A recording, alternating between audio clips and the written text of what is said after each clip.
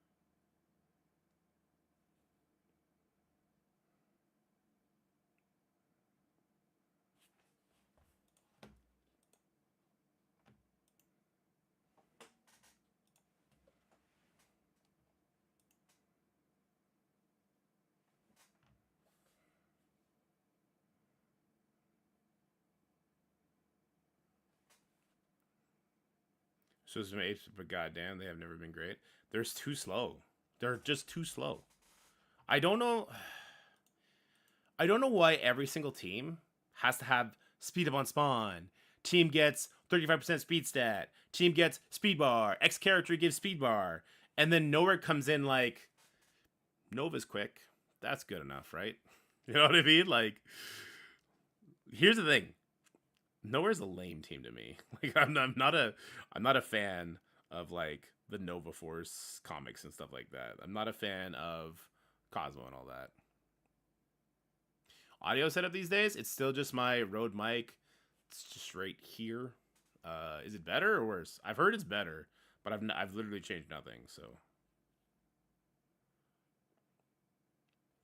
I love dogs. I don't want to see dogs get beat up. How about that? They rely too much on the battlefield effect, which comes out later. Yeah. It feels like they were made to hard counter Gamma and Infestation, and then those teams, there's like creative ways to get around it. Labrador getting cosmic powers. Well, I do love a Labrador. Okay. What was I going to do? Oh, I was trying to upload this video that I was supposed to upload a long time ago.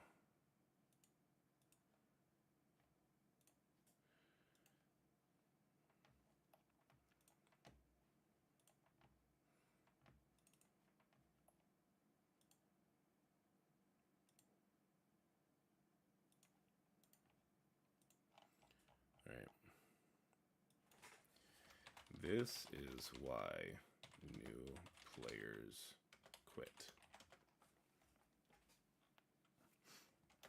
Scopely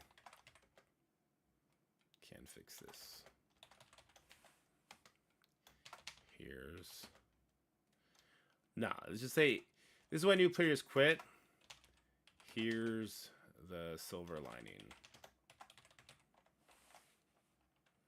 Because there's a silver lining. They want to fix it, and it's temporary. It's very temporary. Once you hit 60 and you unlock Crucible, then you can start building characters for Crucible. Like, once your Alliance hits 20, which is still the stupidest thing ever, you can start building characters for that mode. You start getting that currency. You start having more fun with it. But the blue gear crunch, the purple gear crunch is crazy.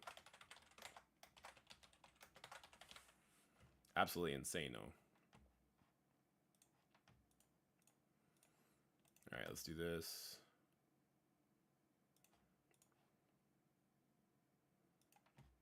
Oh, nice. We kept it to a nice, crisp 9-minute video. I like that. I mean, horrible for the bottom line, but I like that it's quick. I'm working on an Undying Infinity War team right now to see how much damage Thor can do. Gotta make it useful somewhere. There you go. I didn't swear once during that video. Import it from here, save. Next. It's processing HD, so we're almost done there.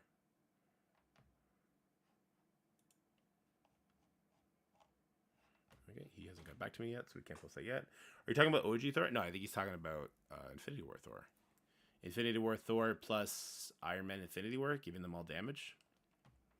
If Thor gets to do some abilities, he's going to be strong. He's a very, very, very strong character. He just doesn't ever get to do anything. Okay, so I think we're going to switch it on over to Raid Shadow Legends now. Let me pull up Polarium and just do it that way.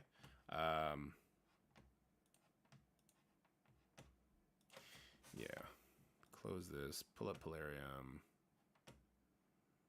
And we're going to do a quick video and quick play, and then we're probably going to call it in about an hour and a half. And I'll be back tonight, and we'll do Crucible live tonight. Maybe I'll try and see if Taco can finally get off his ass and stream. Who is better, OG Thor or Infinity War Thor? Infinity War Thor is a million times better. He's newer, right? Newer is always better, as the cool kids say. Here, let me do one of these. Oh, that didn't work. Oh, now it did. All right, there you go. And let me change my Twitch category. So for those of you who don't know, Raid Shadow Legends new player experience, tips, and tricks. Welcomed.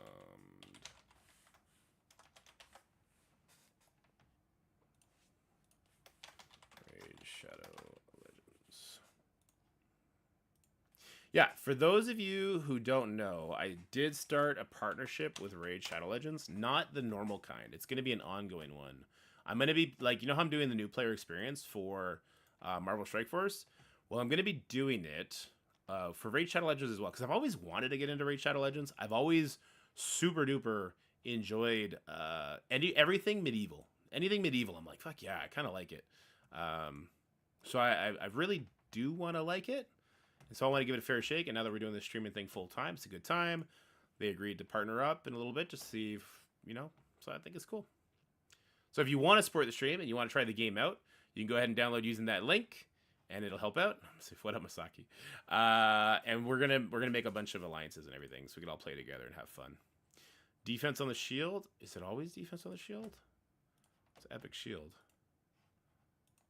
It's always defense on the shield. Okay. Interesting. How much is the cost? 72,000. It's a crit shield. I don't hate crit. It's got HP accuracy, HP. Okay, I hate the secondaries though. If I were to end on the Green Goblin, when would I be ending? Unknown. I do not. I have no information on Red Goblin.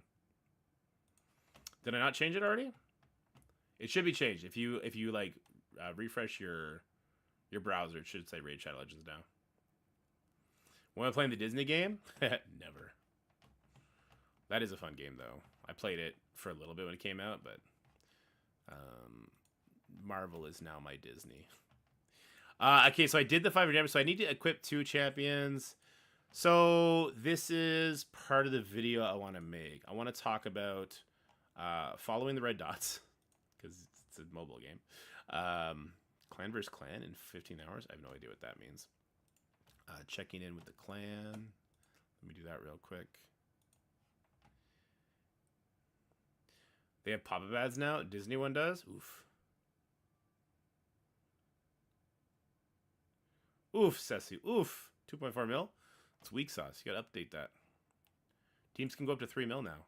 Oh, I did my mine. I got my first 500 gems and I immediately did the mine. I know somebody was saying that like I could do something different with the initial gems, but I wanted it to start paying back because it's only 5 gems per day. I don't know. It seems kind of ass. Yeah, it seems kind of ass. So I want to get the best benefit from it now. Okay, so in the video, I want to talk about doing your daily. I keep clicking the wrong one. Quests. Doing all your daily quests. And then making sure you get your weeklies done and your monthly done, because this is how you get the strongest characters, the sacred chart, the strongest, coolest characters. So making sure to do that, and then to do your missions, because your missions give you the flow of what you should be doing. So like this one, it's like, hey, equip 2 attack characters with level 12 gauntlets, boots, and chest plates, but with the attack percentage. So it kind of shows you like, hey, like these pieces of gear roll with certain things. You want to make sure you get that done. So I want to talk about the challenges, the daily challenges, make sure you're getting all that stuff done, because that gives you like your daily important resources and stuff like that. Following the flow of missions. And there was a third thing I wanted to talk about. Getting matched on your first couple of champs is important. Well, that's something I've been neglecting because I don't know, I'm scared of it. And also I don't know, where do you even get these?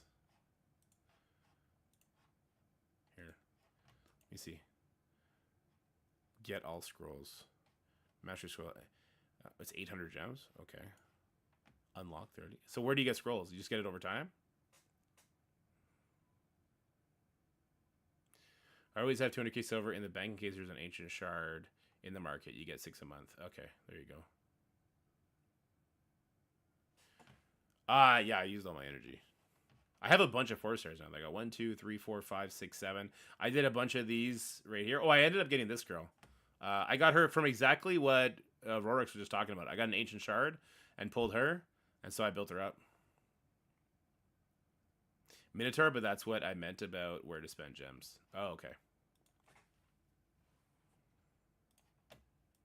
So let me... Where's the Minotaur? Is that a clan battle? Or is that in regular dungeons? I feel like I fought the Minotaur before. Oh, Minotaur's Labyrinth? Oh, there you go. So you can farm it. Okay. Yeah, it's one of the other starters, but you guys were saying the starters are all good. So I got her up there.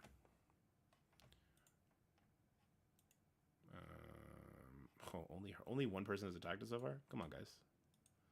Get it together. It's Void now, though. I can't do shit against Void. Ooh. Ooh, we got 2 immortal pieces. That's cool.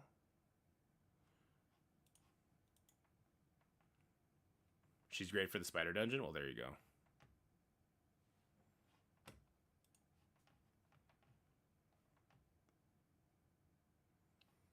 The clan boss?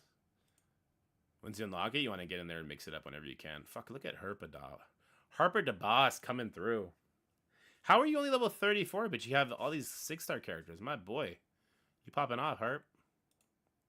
That was only on 1 key, too. The tutorial in this game is horrible. That's why I want to be the tutorial. So I want to talk about the things to do to get the most resources. And that's to push your quests, follow the flow of missions, because it's going to help you, like, understand gear, it's going to show you the different bosses. That'll give you different resources, and obviously with these goodies. Apparently the Arbiter is a really good character. And then there's this guy over here as well, who I assume is a good character. But he's going to be way, way far down there. Yeah, he's way far down there. Missions, quests. What else? What else should we talk about in the opening video? Just be careful with the tavern. Be careful with, like, absorbing characters. Does Hell Hades have, like, a list of, like, do not sacrifice these characters? Do not use them as food? Clan boss who attacks daily. It's your biggest source of shards, books, good early game gear. Okay. Clan boss daily. Gotcha. Do your 2 daily attacks, right? I tried to do a 3rd on the clan boss because the keys came back, but then it didn't count for some reason. Who's this? I must have just unlocked her recently. I didn't even know. I've never seen this character before. Yeah, does Hell Hades have, like, a do not feed list?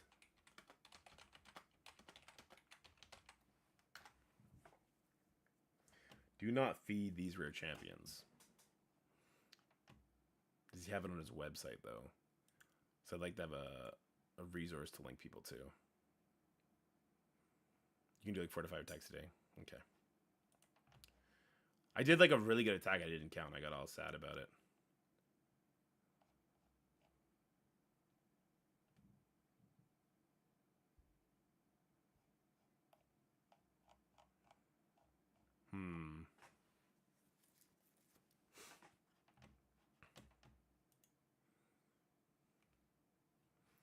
He'd have at least rankings. Oof.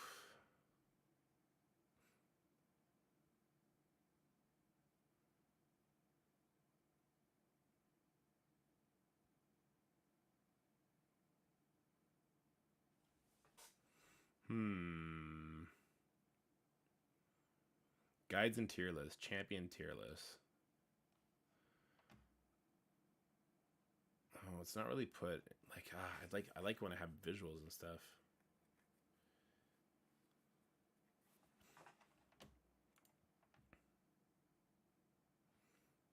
Yeah, Gilgamesh. Check the easy one. Until it's dead, I think it's the best anyway.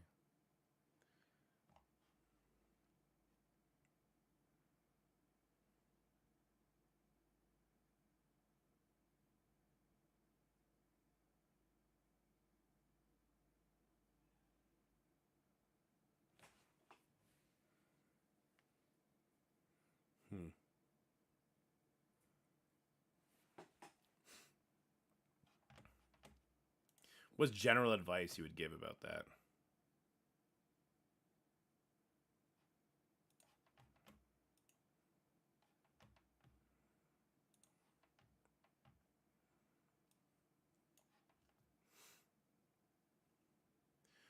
What's general advice?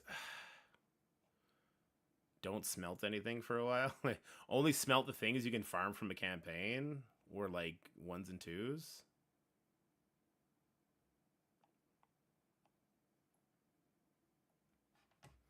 I also want to have the music. When I do the video, I want to have the music from the game playing.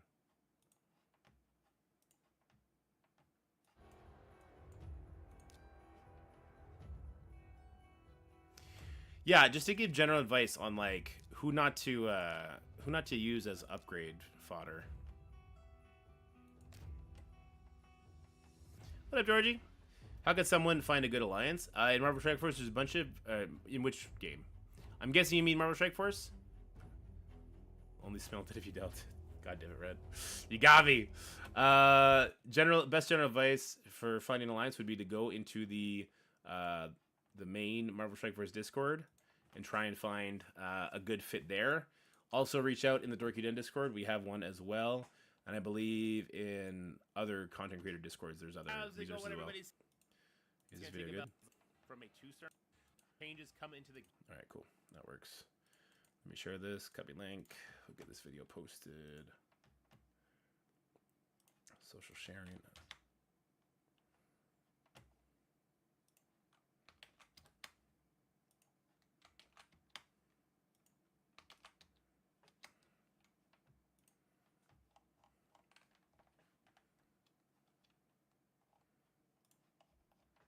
There we go. All right, we got that video up. It's way late, so I guess this war video I'll put up around like 6 maybe, if I can get it done in time. Okay. Regardless, we'll read Shadow Legends. Any rares, always check the reviews. It's a good start to how good a champion is and if they're worth keeping.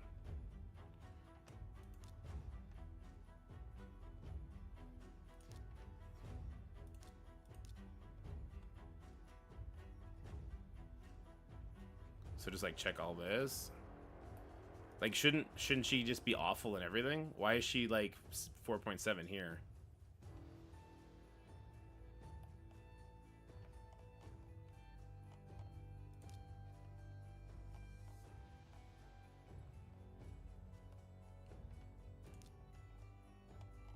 I see he's on the lower side, right? So he's probably kind of garbage. He's okay-ish. She's okay-ish. Because the highest is a 5. Her A1 is an AoE.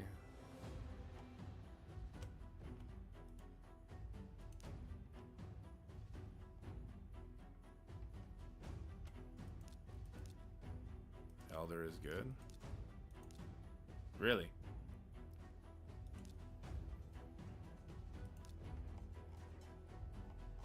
Well, they're all like ranked the same. How can you distinguish? They're all ranked between 4 and 4.5s, basically across the board. Oh, Elder isn't good, sorry. Diabolus is decent.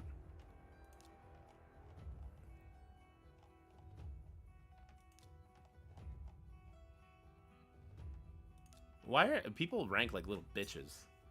If you give everything a 4, nothing is a 4.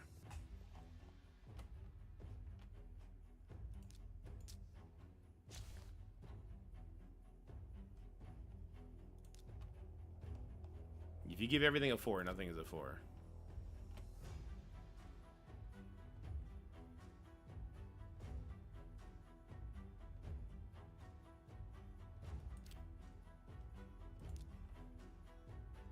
So in the video, I want to keep it short and sweet. I want to talk about quests, the importance of quests, and how it just kind of helps you get a bunch of resources, and it builds into the big prize, lots of experience along the way. I want to talk about missions because it'll help you kind of understand the game better, because the tutorial is a little bit lacking. Understanding how the gear works, like leading you to certain bosses so you can see what stuff they give. And maybe just navigating the character sheet. Because in navigating the character sheet, you can see the skills, right? What's the 1 star? What is this? Because this is the purple stars. So I put purple stars on the character, and once I get 5, I know I'll get another accessory. In this case, it'll be a necklace, and then the masteries. I wish there was suggestions for these as well.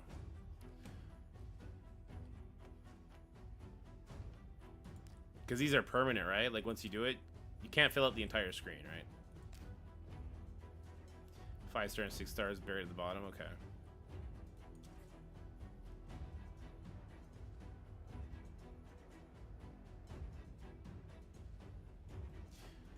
Yeah, I'm definitely gonna bring Gallic, I think, to 6 stars.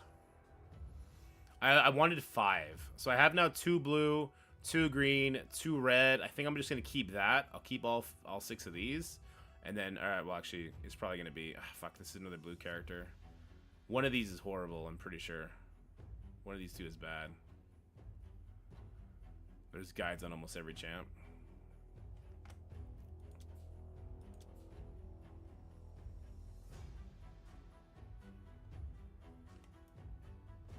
She has no eyes. It's crazy. Does she have a skin? Would have thought as a starting character she would have. Okay, I'm overwhelmed because there's so much to talk about. I gotta break it down into, like, digestible segments.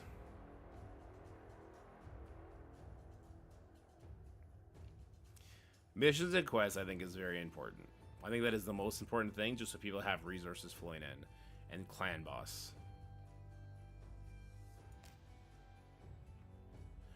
They all seem to have skin. God damn it, Poppy. Clan boss. Because the clan boss... It could be... Well... Ancient shards is nice. Do you get resources just from hitting it yourself? Was somebody hit normal? Who hit on normal? Oh. Oh, homie hit it on hard here. Okay, I see.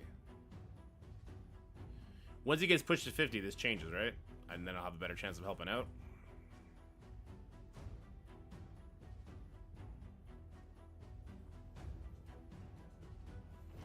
And this is the best starter. And his name's Kale, right?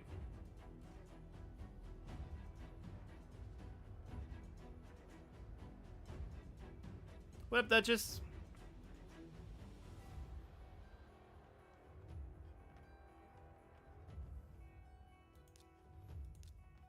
Oh, this is that good shit. Oh, this is that real good shit. Void Shard. Okay. Spam fam.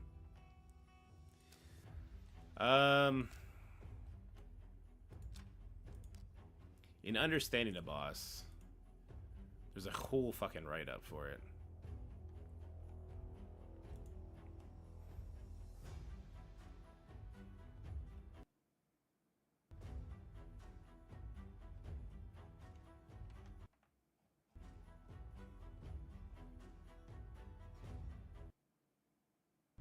Because of the poisons? Okay. So I gotta get a poison character ASAP.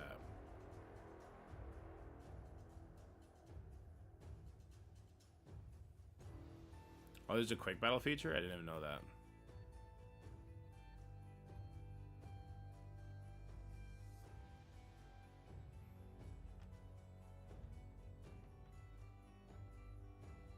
Oh, how do you unlock it? Whatever. To unlock a wheel, player needs to deal a set amount of damage using a single Demon Lord key. Okay. So it doesn't go into what the boss does? Oh, it does. The Demon Lord fully heals, even defeated at 10 UC every day. This means clan members can fight the Demon Lord again and win more Demon Lord chests.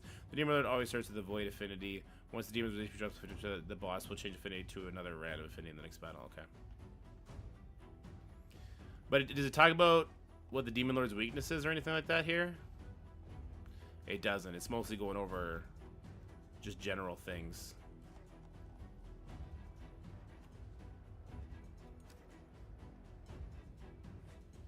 The Outlaw Monk? Okay. We can look for that later.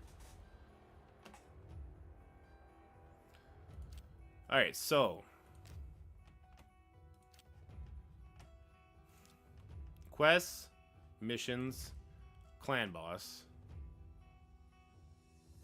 Which doesn't take your energy. Arena doesn't take your energy either.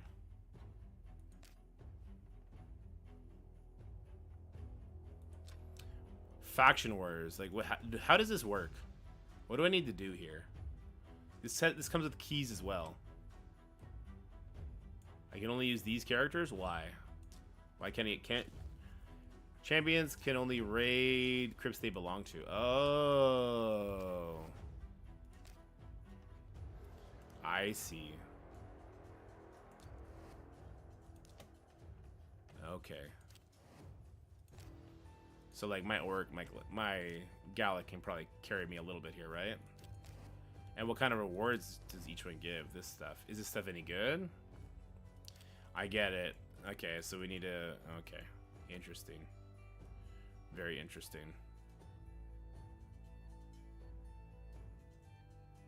So you want a really wide roster for this.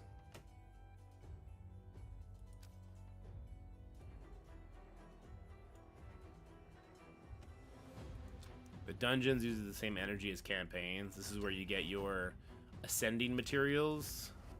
It's ascending, ascending, ascending for void, ascending for fire. It's where you get your scrolls. You get gear. Dragon is gear too. Spider is accessories gear. So these are two different types of gear, right? So we got offense, defense, critical. The dragon has like speed, life, steal, destroy. The Fire Knight, what is Fire Knight giving us? Oh, he's giving us different. Fury, Curing, Immunity, Shield, Crit. So it's 3 bosses given 3 different types of gear, and I don't know what these guys give.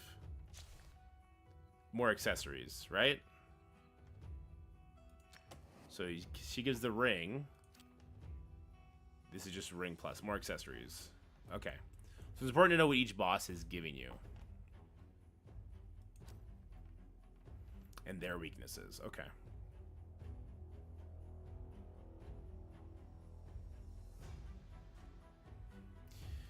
And the campaigns is where you can go to farm characters.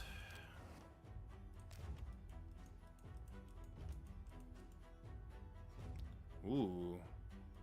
I want that. How strong is this? What's this? Whatever the still this here they 39. I'd probably get smashed by this.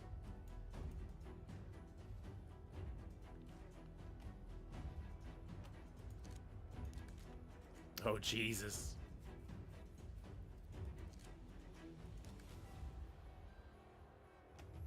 An arena chest reward from last week. Oh, tears. This tab shows all the arena tiers. The more arena battles you win, the more arena points you'll earn, and the higher each tier provides. Ranking also works in periods. You'll get a bonus reward depending on the tier in which you finish at the end of each ranking period. And that's not all. Arena battles also give you medals. Bronze tiers give medals let you unlock incredibly powerful bonuses. You can spend any medals you earn at the Great Hall to unlock.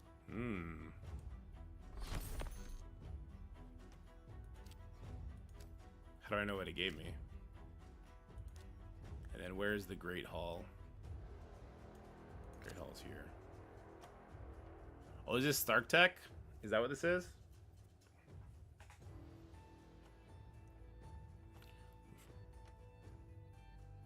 Looks a lot like Stark Tech to me.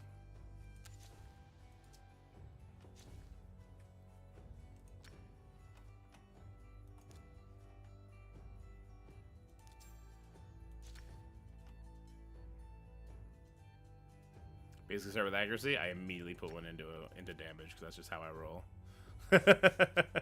All right, we'll start with accuracy.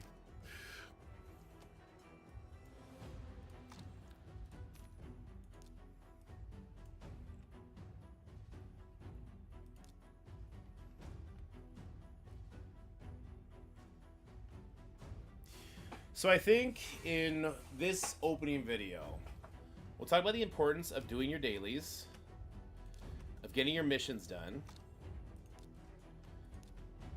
Privilege pack. Limited? Oh, I don't care about limited. Doing your quests, doing your missions, doing your clan battles.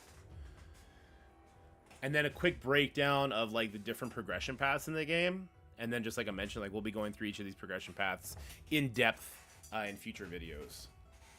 So, we got gear, we got accessories, we got skills, which you upgrade through the tavern. We have masteries. So that's 1, 2, 3. This is just like your character sheet, right? And then masteries. So it's 1, 2, 3. And then a rank is 4, skills is 5, ascend is 6. So there's 6 progression paths per character. Is that right? Or is there more? Is this number right here another one? Another progression path? Kind of looks like it. Blessing.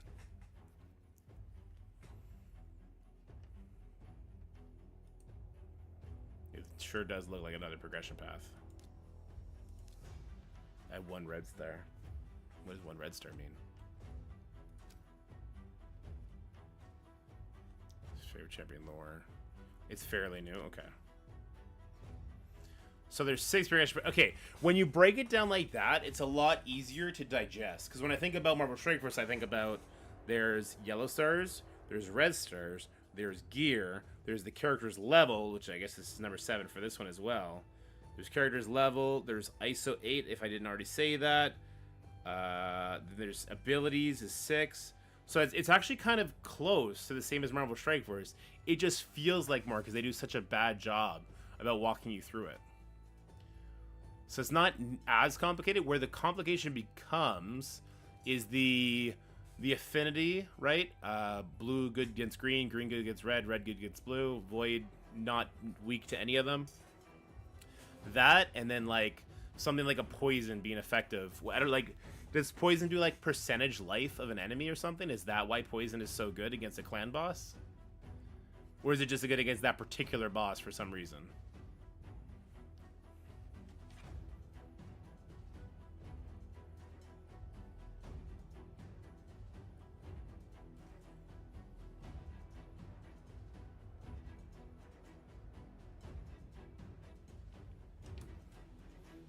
Is percentage damage for the life. Okay, so that's why poison boss. Okay, so that's something we can mention. And then if we don't choose Kale, because Kale comes with poison, you said there is a monk.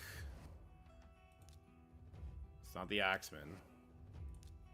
It's not the bandit. Not those two. There's a farmable monk somewhere.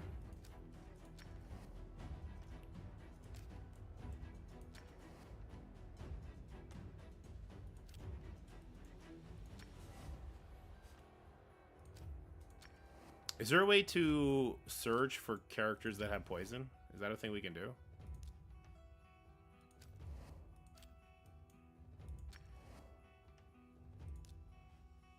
Not militia. So the drill master. He's just an uncommon though. Oh, so you're saying you can get him? It's not this guy? No.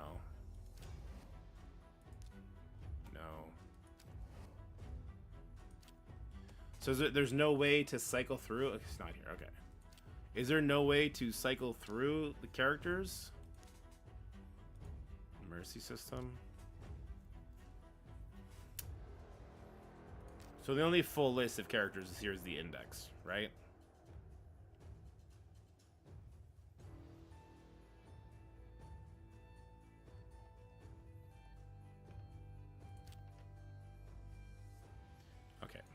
Let's see if we can't get him.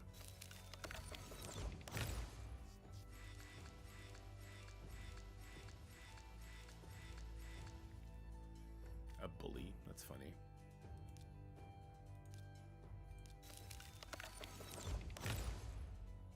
Go to Sacred Order in Commons. Okay.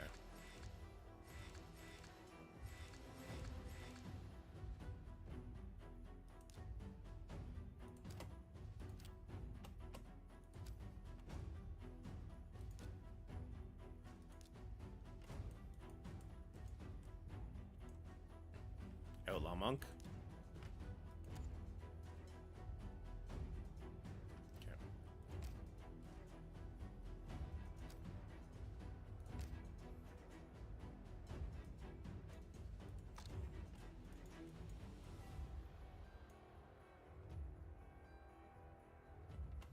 Poisoners, Rage Challengers. Thank you, Real.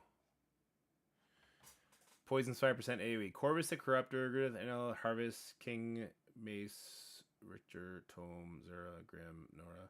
He doesn't show the uncommon one. Or does he do it later?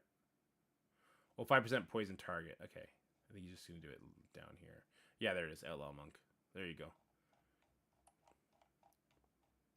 Okay. Let's make sure we include that.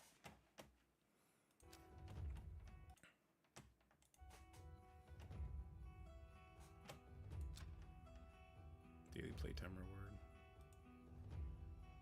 I already have arena tokens. Okay. So we want to do quests, missions, clan, progression paths.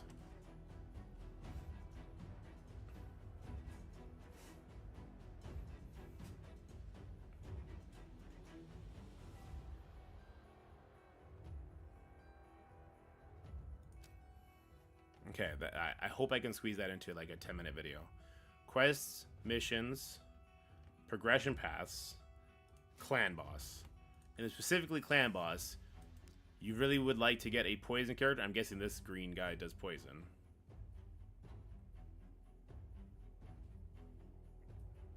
Sounds good, it works. I like learning on the fly like this though.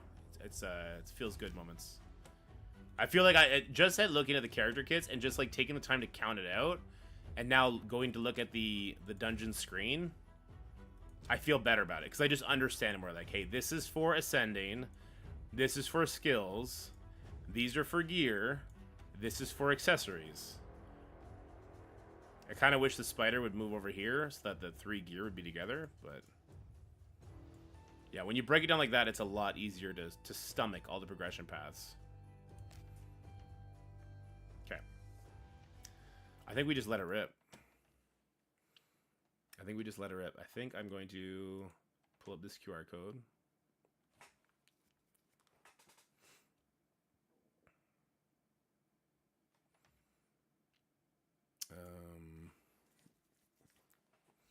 Also, I want to read out the list of stuff you guys get if you download using my link.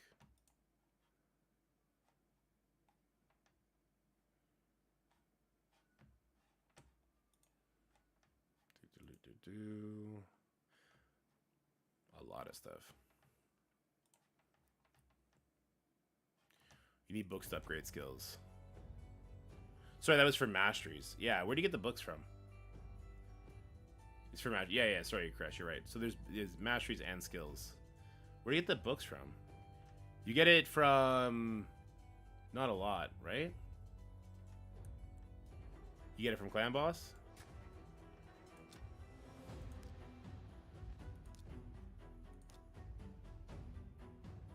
Is that what this is? Books you mostly get from Clan Bosses, okay. So when I put all the books on my Gallic, his damage skyrocketed. So I can see why you guys say that that's super important.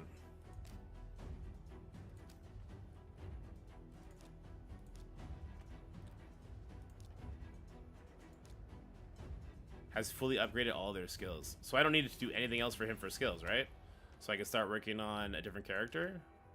Like her?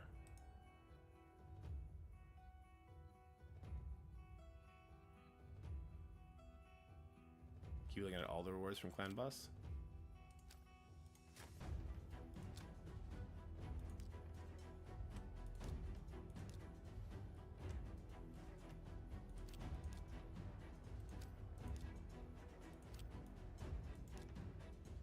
Oh. There you go.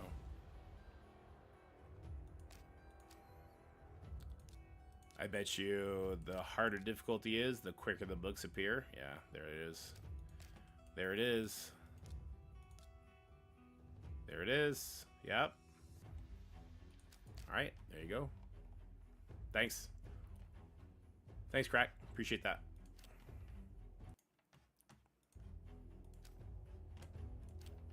So, importance of quests, missions, understanding the progression paths and where you can get them from. And then Clan Boss, we'll end on skills. Talking about Clan Boss because that's where I have felt the most impact. We'll give a little shout out to poison characters as well as Hell Hades. We'll go from there. Doom Tower. Oh, Doom Tower is another one that we just don't have access to yet. Okay. So Doom Tower is another way to get books. Okay. Roger that. All right, I think we're ready. Yeah, I think we're ready. Let's just do this.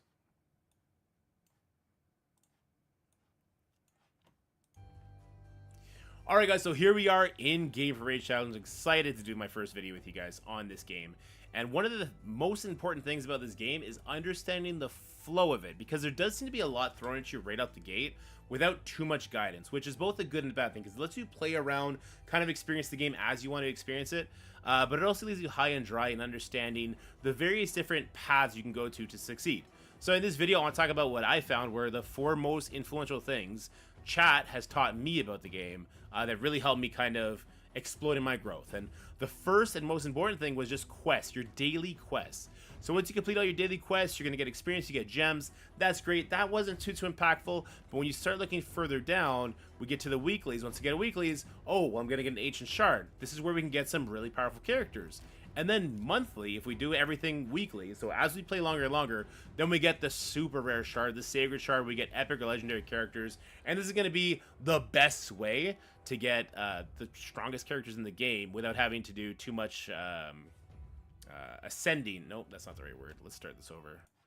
What do you call that in Tavern? Rank upgrades, because they start upgraded.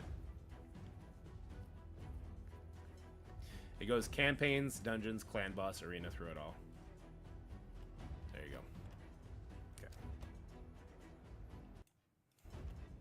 Alright, so here we are, and I'm excited to do this first video with you guys, because I've learned a lot from Twitch chat and from YouTube chat, really kind of helping me navigate this game, because I've been really enjoying this game, but I do think it lacks a little bit in the guidance on showing you where to go, which is both a good thing and a bad thing. So it lets you experience the game as you want to experience it, gives you a lot of that freedom to do what you want to do, which a lot of other games, they kind of put you on this linear path, which can be very boring, but at the same time, you then miss out on some of the nuances in this game that can help you grow really fast. So I want to be here to help you bridge that gap with the guidance that a lot of veteran players have given me.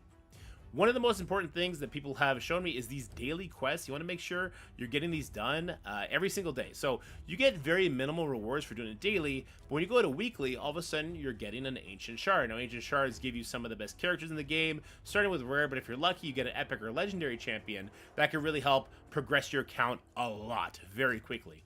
And then monthly, so once you do all your weekly stuff, once a month, you're going to get a Sacred Shard. Now, the Sacred Shard has a guaranteed epic drop or a legendary champion. These are by far the most powerful characters in the game and will change your roster the second you get it. Like the second you get your first legendary character, it's going to open the game up for you in a big way, really help you progress, which is why you want to make sure if you are starting and you can get some promo codes, you want to use those. Unfortunately, right now, there doesn't seem to be any promo codes giving away legendary characters.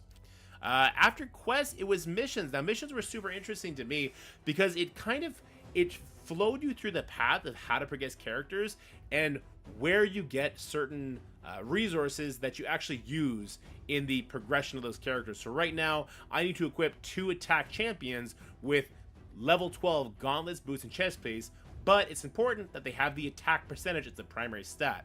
Now, if we go over to the character sheet, which is where we're going to head off next anyway, we'll see that not all weapons, not all gloves, not all chests, not all boots have that as their primary stat. So the gloves right here have the primary stat of crit rate, and then the chest piece, this has attack. So if I were level up this to 12, it'll help me with that mission. But what this mission is also showing me is the importance of primary stat. So on an attack character, it's important that you want attack percentage on their gear. So a little tidbit from me to you guys is that the bottom row of gear, your gloves, your chest pieces, your boots, these are the only pieces of gear that do have a fluctuating primary stat. Your weapon, helmet, and shield have set, so your shield will always be defense, your hood will always be health, and your weapons will always be attack stat, not attack percentage. So missions help me with that. They also help me kind of learn the modes so that I knew how to progress in certain aspects. Now, what I want to do quickly is break down all the different progression paths, because it seems like a lot, but when you count it out and then you kind of connect the dots, it's very easy to understand, like, oh, I have this character now, I want to upgrade them as much as possible, I want to hit all the different lists, all the different things on the list to progress the character. Starting with gear. So there's going to be many places you can get gear, in the campaigns, for instance, and in the dungeons. We're going to go look at the dungeons in a second. First, I want to talk about all the different progression paths. So gear is one progression path. Accessories are different than gear. You're not going to get these in the same spot. And there's 3 different types, and they unlock based on your ascended level. So you see right now, my Elhain is 4 purple stars. I've ascended her all the way up. 1 more, and I will be able to start equipping her with a necklace, and that'll be nice. Skills, we'll touch more on skills later. I don't know what this Blessings is. Apparently this is a much more later game thing. So as we progress through the game and we start playing around with Blessings, I'll make sure to make a follow-up video on that. Then there's Masteries. Now Masteries, it's going to be important not to kind of do your Masteries willy-nilly. What I would suggest, because I'm definitely not qualified to give out very particular character guides, is I would basically Google the character's name, Mastery Guide, and see what is recommended, see what people are playing around with, and go from there. So that is another progression path. And then if we move on over to the tavern, we'll see there's a bunch more. So there is your character's level. Your characters can get just passive levels by using them in battle, which I think is the most efficient way. But you can also feed your characters different things, such as weaker characters. If I were to take Elhain off and say I throw the Barbarian, I could actually feed this character other characters as well, and that will increase the level, bringing the characters up to level 7. I don't want to do that because it's a waste of time. A waste of resources for me right now. What I could also do is I can match their affinity with the type of drink that they like, and this will be a big surge. You see, one beer cup gave me 10 levels as opposed to 5 from eating up all those characters. Again, though, this is not a character I want to level up right now. So that's the leveling, if you will. Next is going to be upgrading rank. Now, upgrading rank is super important, and one thing that has been consistent in all the advice I've been given is you want to get a 6-star character as quickly as possible. Now, upgrading rank is how you increase the star level of your characters. So what you need to do is you need to have one character at the star level. So let's say Elhain, for instance. She has 4 stars. She needs to be max level, which is 40. And then you need to feed her 4 characters. Okay, well, I don't want to do this right now. I don't want to risk it because I don't want to delete it, but I would need to put in 4 4-star characters. They don't have to be max level, though. They could be level 1, but they have to have the same star level, and then it'll upgrade their rank. But mind you, those characters that you're feeding into Elhain, they're gone. They're destroyed. You don't get to use them anymore. So what I would suggest is being very careful with who you're using to feed into your other champions, especially as soon as you get to the rare variety. As soon as you get into 3-star characters and higher, you want to be extremely careful. And what I would suggest is if you're concerned about using a character as fodder, head on over to the character sheet, check their reviews, and if they're getting low rankings, then I would suggest that they are safe to eat. Like, for instance, if I look at Elder here, you can see he has a lot of yellow rankings from players, and I would suggest anything below a 4.2, those characters probably aren't that good, because people seem to be very generous with their 5 stars. Like if I go up to Elhain in this regard, you see she has a bunch of 4.7, so she's definitely a character I don't want to feed to upgrade a different kind of character. After that, it's upgrade skills, where we need to put a book in, and once we do that, we're going to get upgraded powers. So now her Keen Shot is level 2. This has been the biggest improvement I've seen in characters, is when I upgrade their skills. We're going to talk about where you get skills in a second. We'll just touch on the last progression path, which is Ascension. Ascension is the purple stars. You'll notice some of my characters have yellow stars, some of them have purple stars, some of them have a mix. How you upgrade this is you just need these vials, and then you would hit Ascend, and it'll add a purple star to that character. Purple stars, I've been told, are very important in the later game, but not super important in the early game. But I like these characters, so I started getting them up as much as possible. One thing that is kind of a secret gem is this potion mixer button right here. So these are somewhat difficult to farm. Like, they have a lower drop chance, but you can use the potion mixer, and you can mix a bunch of the low levels to get the higher ones. So if I were to do this right now, then now I can actually ascend this character. This is a character I've been working on, so I will go ahead and ascend her. So it's plus 6 tournament points. She gets this ascension. You see her stat jump was not super meaningful. We got 90 attack and 90 health and 6 attack, which isn't a crazy amount of stats, but apparently those purple stars will pay off big in the end when it comes to, we were talking about earlier, these accessories here. Once we get to equip them, it's going to be some big gains. All right, so that's going to be it for the progression paths. Now I want to talk about the skills. I touched on skills and how that was the biggest impact I've had as far as characters hitting harder. I got my Galaxy skills all the way maxed out. His special is now hitting for 10,000. It started hitting for about 4,000. So if we go into battle and I go to clan bosses, this is where you're going to attack bosses with your clan mates. It's going to be important to join a clan and get great rewards. So if I go ahead and I hit the box on the right side, it'll show me all the various rewards. If we do over 1,142,000 damage, then we're going to be getting chests with these type of rewards in it. And most importantly, this book right here. Now, this is what you saw me feed Elhain earlier to get a skill up, but we also have the Ancient Shards, which is great for characters. Lots of good rewards along the way, and the Ascension stuff. So you can see clan bosses just give a absolute plethora of resources to upgrade your characters. Very important to do well in them, and the first clan boss you're going to come across is going to be this Demon Lord. The Demon Lord is an absolute monster. He is terrifying to face. I'm going to show you what it looks like when I face him, and it's not great. And the reason it's not great is because this game is not just as simple as build character big, swing mace, win game. No, there's absolutely strategy to this, and one of the best strategies for early game clan bosses is to lean into the poison effect. The poison will do percentage damage of the boss's life. You see, I'm doing very minimal damage. I'm to 48,000, 53,000. I'll probably end around 120, 150,000 before the boss takes me out because I don't have the right affinities for this, being its void. But if I had characters that did direct poison, instead of the damage being based off of the damage my characters are doing, because I'm so early game right now, it would be percentage damage based on the boss's health, which would be very beneficial. Once again, I'd like to give a shout out to other creators and other people that are just way more knowledgeable than I am. Right now, I've been following a lot of content from Hell Hades. I'll have a link to his list of champions that can get poisons in the comment section below. Make sure you go check him out. It's a great website resource. I know he makes YouTube videos as well. He's the GOAT when it comes to raid stuff. Hopefully, if you want to follow along with me just to see the early game experience and all that, then I'd be very appreciative for you guys hitting that sub button. But yeah, I'll leave you guys with that. So that's kind of my little crash course about what I've been doing that has guided me the most in this game. Is doing my dailies, making sure I'm following the mission so I get the flow of everything, learning the progression paths, and I guess what I didn't get to do is I didn't get to go into the dungeon map and kind of show you what each boss is giving you, and then the clan bosses, because they're just super important. So let's let this boss play out. I'm actually doing way more damage than I thought I was going to do. I guess the Ascension has been really paying off.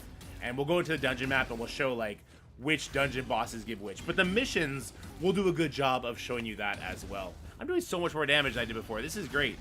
You get one thing I really like about Raid Shadow Legends is you can feel the progression that you're making. You see, that was the special from Gallic. It just hit for 11,000. Everyone else is hitting for about 3,000 per hit. Gallic just hit for 2,400 5 times. That was the power of skills, which is why I really am invested in getting better at these clan bosses. I've also heard there's another great resource for the skill stuff, which is going to be in the Doom Tower, but you don't unlock the Doom Tower until later on. I believe my account needs to be level 40 before I can do the Doom Tower, but there's a lot of good stuff in there as well. Oof. I think that was the enrage hit that's supposed to kill you. We did really good damage, though. We threw up a respectable 400,000, considering we don't have any poison character. Alright, so let's go ahead and skip, and let's head on over to the dungeon map. So this is going to be it. It's your second tab, your dungeons tab. And this seemed very complicated at first, and then was just, like, instantly obvious to me.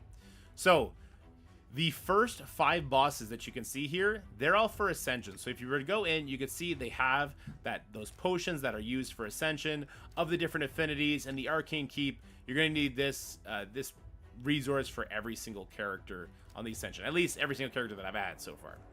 The Minotaur's Labyrinth, this is going to be your masteries, where I told you need to be careful. You want to Google that character's name, find a good guide, but this is where you can go to farm your scrolls so you can actually put points into those characters. And then you have the Ice Golem's Peak, the Dragon's Lair, and the Fire Knight's Castle. These guys are going to give you different sets of gear. So the Dragon drops accuracy, speed, lifesteal, destroy, toxic frost, as well as others. And the Golem's Peak is going to drop life, offense, defense, critical strike, resistance, retaliation, as well as others. And then the Fire Knight, he does his own thing. The Spider's Den, this is where you can get accessories. So we can see the ring here. We can see the necklace drops in later. And finally, I believe that's some sort of a banner, drops in at around stage 8. This is going to be very difficult to do. I've heard the spider boss is incredibly difficult, and when I got in here, yeah, it was pretty tough. And then finally, the Devil's Necropolis and the Shogun's Grove. I can't get in there yet, but my understanding is that is more accessories, just like the Spider's Den. We can see that ring in there. We can see that chest piece or the banner in there, whatever that might be. And yeah, so this is where I'm going to go. Whenever I want to upgrade a character's certain progression path. I want to upgrade their Ascension. I'm going to go here, match the associated affinity and grab that. Or if I want to upgrade their gear, I'm going to come in here and say I want to get the lifesteal set. Well, then I want to hit the dragon. I want to hit as much as possible. I might get other stuff along the way, but from my experience, at least in the early game campaigns, if I go to try and farm lifesteal from the campaign nodes, I'm getting 1-star, 2-star, uncommon, really bad gear. But if I come get it from the dragon, yes, there's a much bigger pool of gear that is getting pulled from, but it's always a better quality. And if I'm not getting the right piece I want, well, I can sell that for a lot more gold than a 1-star quality lifesteal piece that I would have got otherwise. Anyway, this video has run a little bit longer than I wanted to, so just a quick recap again. Quests, missions, understanding the progression paths, and just going to the appropriate dungeon bosses to upgrade those, and clan bosses. Yeah, clan bosses seem to be super important. Everyone's yelling at me, especially once I understood that's where I'm getting the skill material from. Makes a lot of sense. Alright guys, that's going to be it for our first video. It's a little bit all over the place, but we'll tack it down. We'll get it a lot better, a lot cleaner as we go. Hope you enjoyed it. If you did, make sure you like, share, and subscribe with all your friends. And if you got any hot tips from me, leave them in the comment section below. I'm always open to learning. And if I said anything stupid and outlandish, please correct it in the comment section below as well. Have yourselves a great day. Bye for now. Alright, yeah, that video got away from me. That one got away from me. It's different with Marvel Strike Force because I feel like I'm talking to a built-in audience, but this we're like starting over from scratch. I might re-record that in segments later. I feel like that one got away from me. It was very just all over the place. I can't post a video until I get the go-ahead anyway.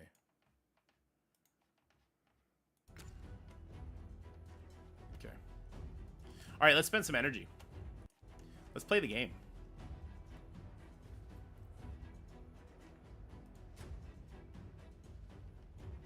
Let's do our arena battle. I didn't know that there was going to be like, let's see, green, good enough. Our power difference will carry us. I didn't realize there was like end of season rewards, so I didn't push this as hard as I could have. Oh, this guy's kind of scary. He's taking no damage. Hopefully he's just like a tank. Ooh, he is not just a tank. Ah, he's gone though. 18.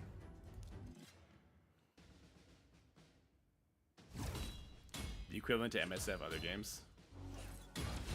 And you know the equivalent to MSF. Okay. Speaking not being.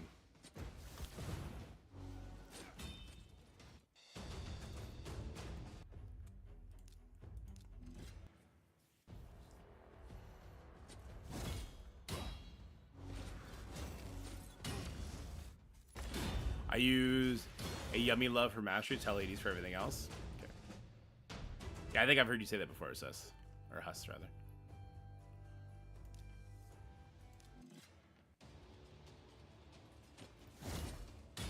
The black-haired girl. I pulled her. Her, you mean? The one on the far left? I pulled her from a ancient shard.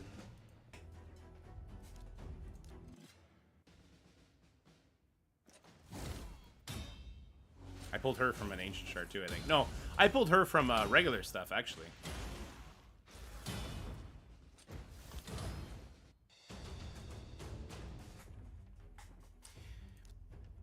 I should have also mentioned that, like, it's nice to always have at least one piece of food with you.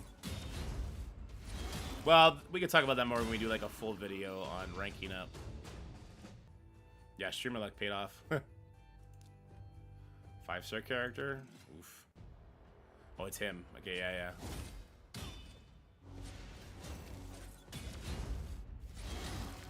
Nice.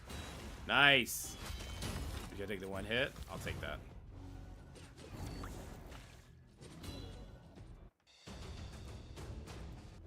Well, if you guys used my link, I didn't even shoot over to my link.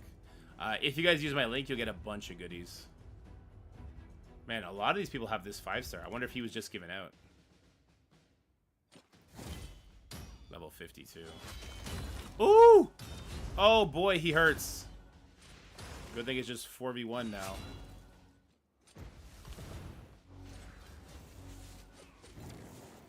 AoE characters seem to be very good in the beginning. I'm not sure if that'll be the case forever, though. I got 2 more. I don't want to do any punch-ups. I don't even want to do any punch-acrosses.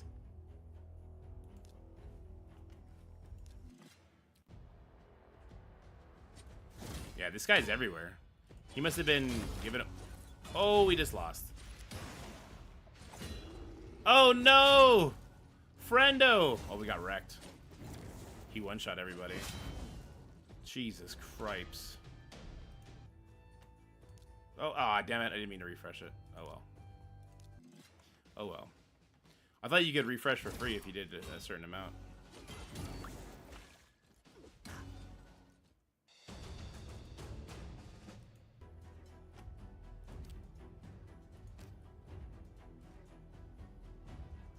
You get the legendary as a new player for logging in 7 days in a row? Oh, do I?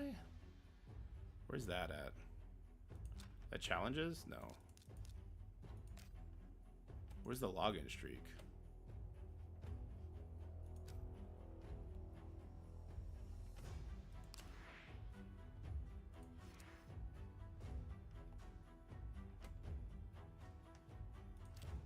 May left. Daily login rewards, right? Ralphos chase? Oh, there he is. Oh, I'll get him not tomorrow. That's it. Not tomorrow, the next day. Nice. So I have a 5-star character right there. That's sick. And then what do I get for this? A void. I'm looking forward to my first void character.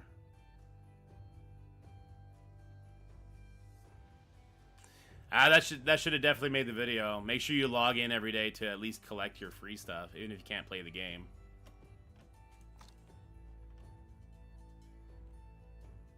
Okay, I'm gonna feed just a bunch of 1-star people to this. So, is it way better for me just to level these guys up to 10 before feeding them? Because they give nothing. I just want to make room so I can pull another...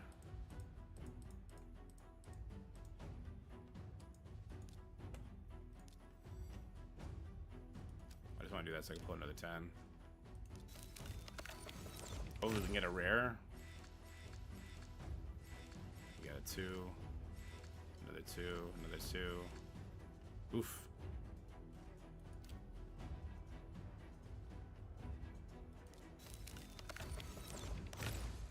Let me get the monk. We want the poison monk.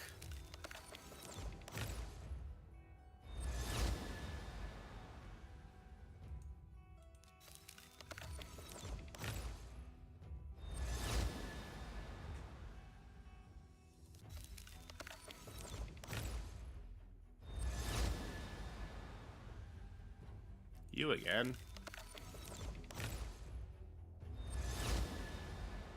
Armiger is good 2-star hero. Okay.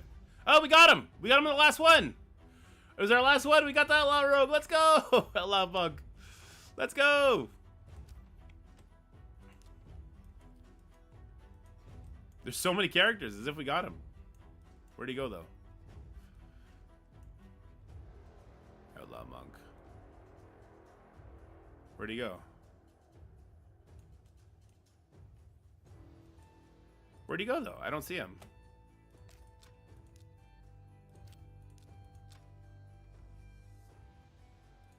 Why don't I see him?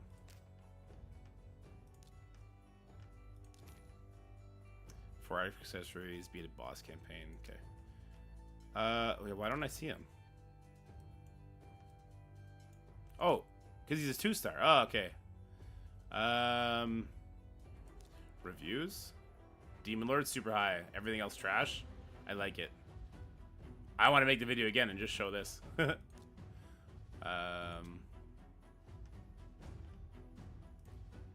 sorry. Is this right, or should I just give him a shitty speed set?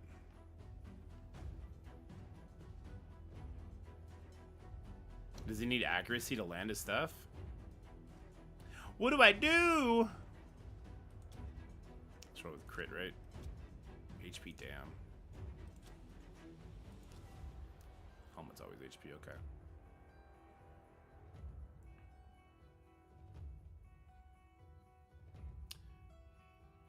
Can he do multiple poisons? Would it be good to get extra turns in? Destroys enemy max HP by 40% of the damage dealt. It's a 4 set though. Damn.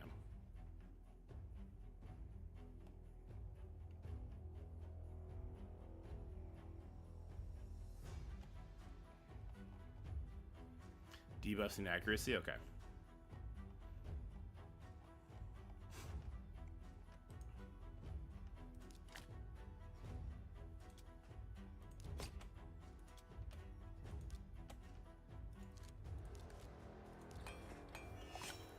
Oh no.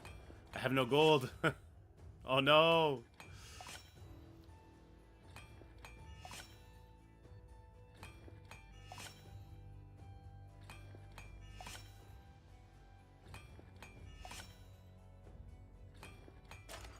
Every 30 days you get a 4-star champion for free.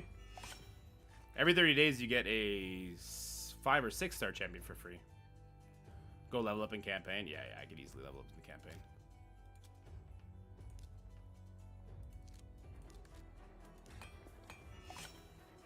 Yeah, every 30 days you get a 5 or 6-star. The sacred one is a epic, which is 5, or legendary, which is 6. From the login rewards. Oh.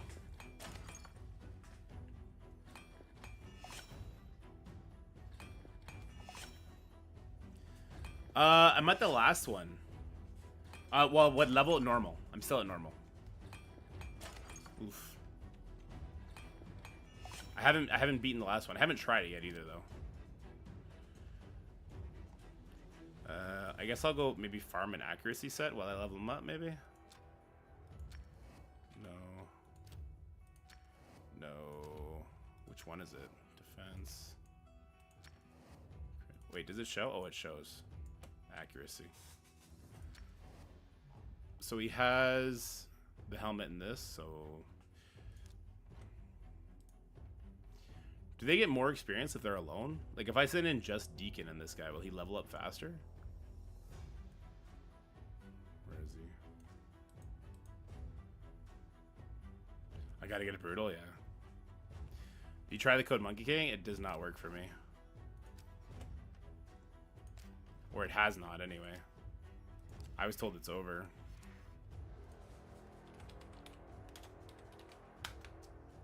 Expired.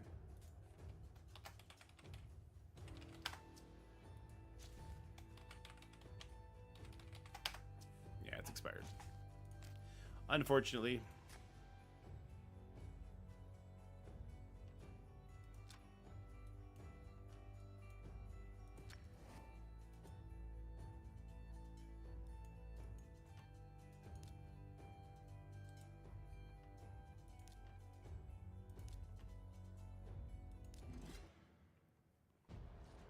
We'll just get him just enough sets that he's can do it. We just gotta get him to level 20. No big deal there.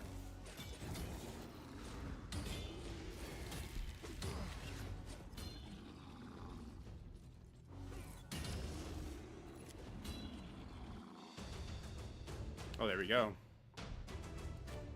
Very cool.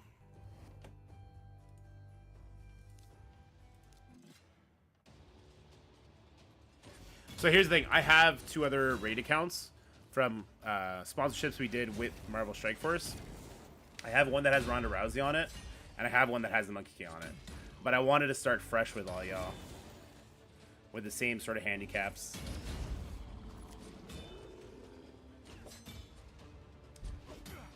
Which is probably dumb of me, but oh well.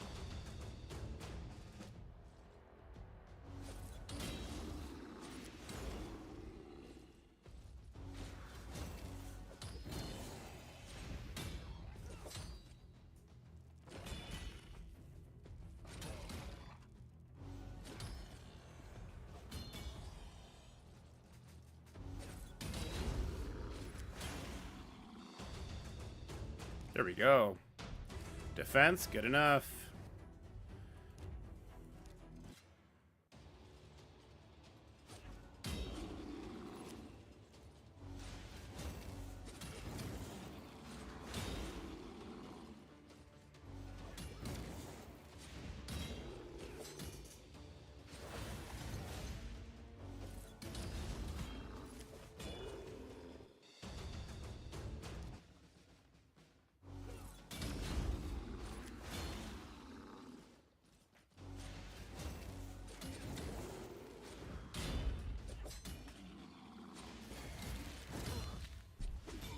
Oh, he doesn't open with his poison? Uh-oh. Do you think Brutal has Dorky's gameplay? Oh, Ceci. You're so fun at parties. Accuracy, though. There we go. Doubling down. Hopefully we get speed on the boots. Yeah, hopefully we get speed on the boots. That would be optimal.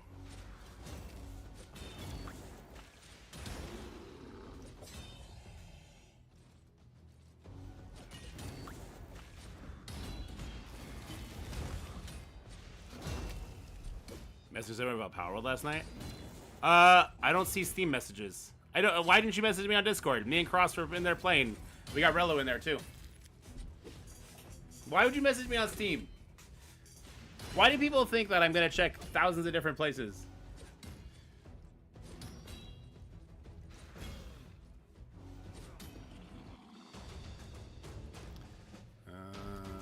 Let's do one more. You seem good too. Fair enough.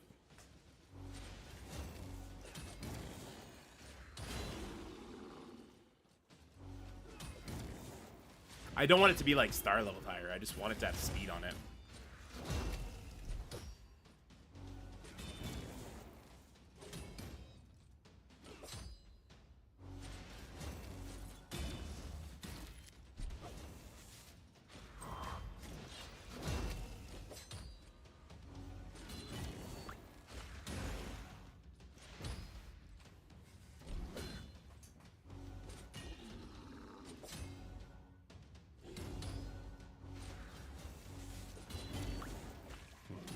He can't be killed. Just let him take a turn, Deacon.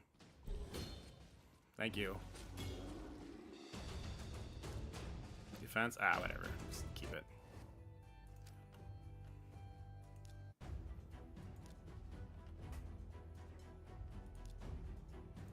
I just want to favorite him so that I know I don't accidentally delete him.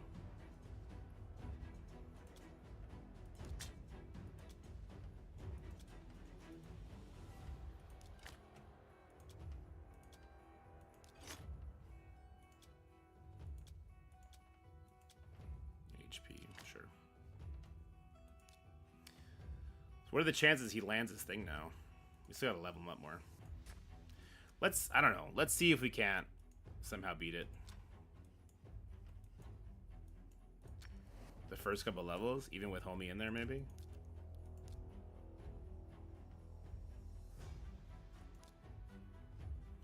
It doesn't give like a suggested power or anything. I feel like I'll get wrecked.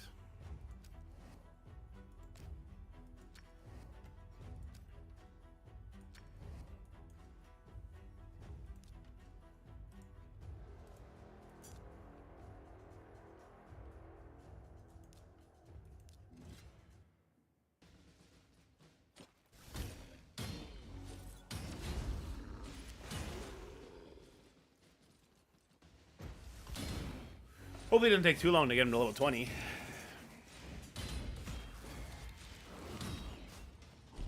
Sumya with the 50 rupees. Thank you, Sumya. You're the best. Switch on over to the YouTube, I see.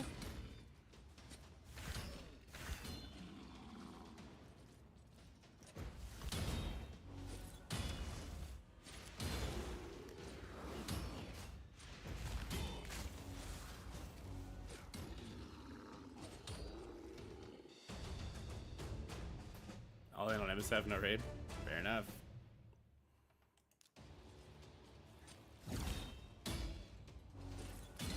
I think raid has an issue with how they guide you through your first day of game and how they guide you through each of the progression paths. I think that's a big issue.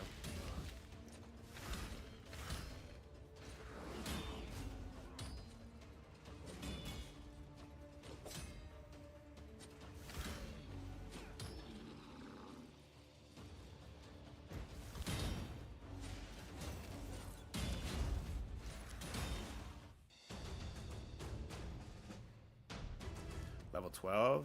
He's averaging a level per victory now. That's good, I guess. Oh, I should go do the dungeon boss. I gotta do the bosses anyway. Or campaign boss, rather. How do I like compared to Marvel Strike Force? It's different. I think there's a lot of cool things this game has that Marvel Strike Force doesn't, and I think there's a lot of cool things Marvel Strike Force has that this game doesn't. I think they're very different games. As far as the progression paths go, I think Marvel Strike Force does do a better job of walking you through them. As far as early game content goes, Raid Shadow Legends destroys it. Yeah, I'll do at least one Crucible tonight. Raid Shadow Legends absolutely demolishes Marvel Strike Force as far as early content goes.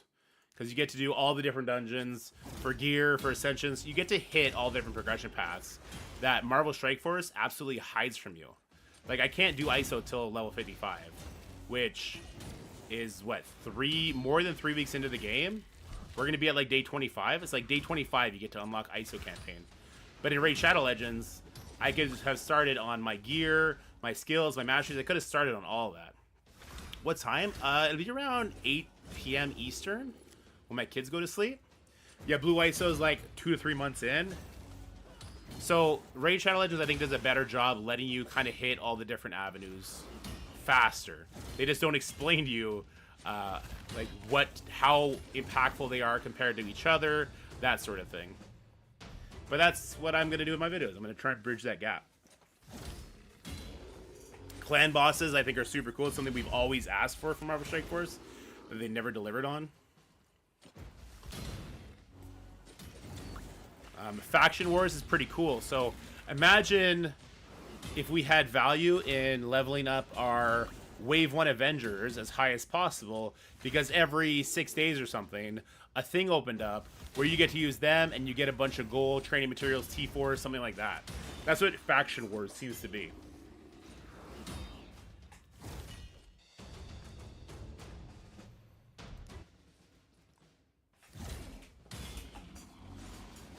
Why am I not doing the boss? I was supposed to switch over to the boss.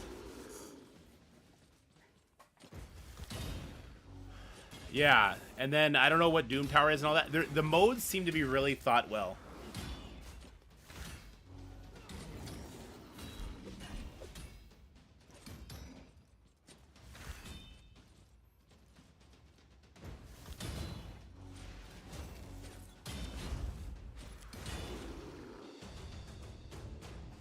I hope my I hope my guy actually gets kills, or gets to land the poison, doesn't just instantly die.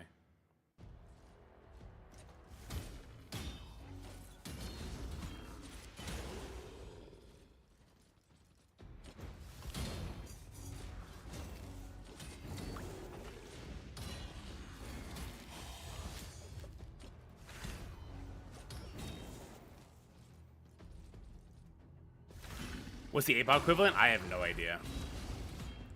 The characters look cool. I love medieval time stuff. I love orcs. I love wizards. I love all that shit.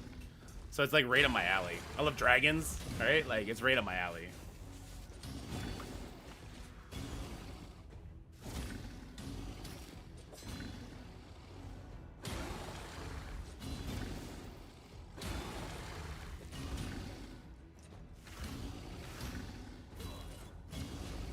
Beating all faction wars gets you a void legendary. You can't get any other way. Nice.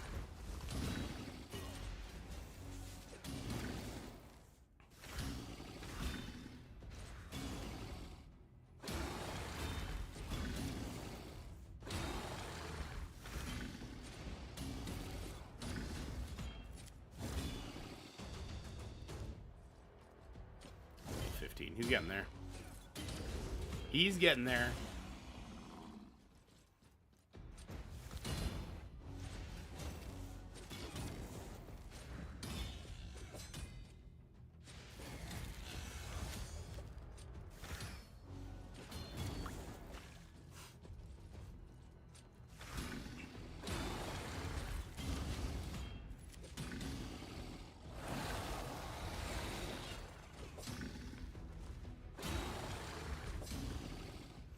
There is morning 6 a.m. in India at 12:15. Why you guys are that far away, huh?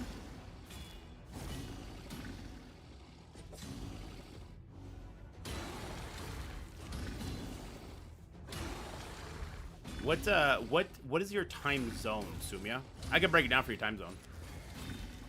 I think Australia's like 18 hours ahead or something crazy, aren't they? For all my Eastern brothers. Later, PMJ. Take care. Oh, I didn't get to... Damn, I didn't get to theory craft anything about Hivemind.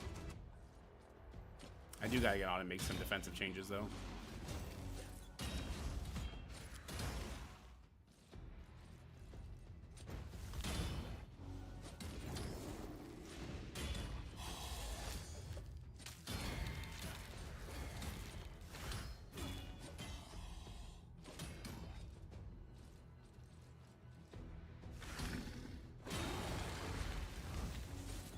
COD Legion and TCP. Ooh. Looks like Sex Panther is going hard.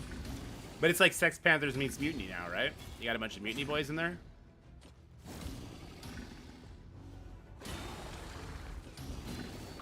It's an error in their coding. Sure it is. Sure it is.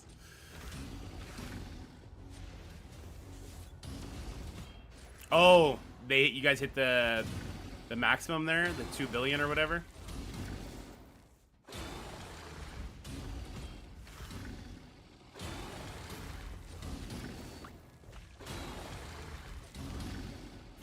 Yeah, you hit the 32-bit max or whatever the hell it is.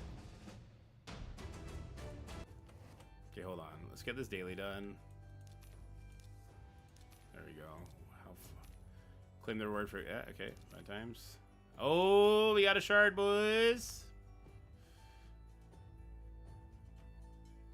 We got us a shard. Come on, give us an epic. Give us that epic. Oof, these guys look cool. She looks dope. Green, red, green, green. I want green. And then I kind of want a red one, I think, but it is what it is. I mean, you look cool enough. Not that we'll get them, so it doesn't matter. Ah, it's regular blue. Just this guy. Get out of here. You're teasing me. What do we got in here now? A legendary weapon. Crit rate. With crit damage attack? Ah, this seems pretty good. Because you can increase the star level on these, right? I would need the gold for it, but I could easily get that. If anyone is used to, like, is this worth picking up? Legendary weapon for 100,000? And then we increase the star level on it? Oof, I need to know. Not worth it? Okay. I'll save my monies then.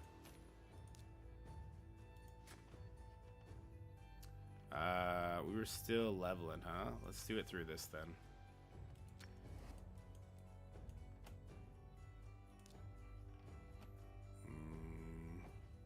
You're void. You do nothing. You do nothing. You and you.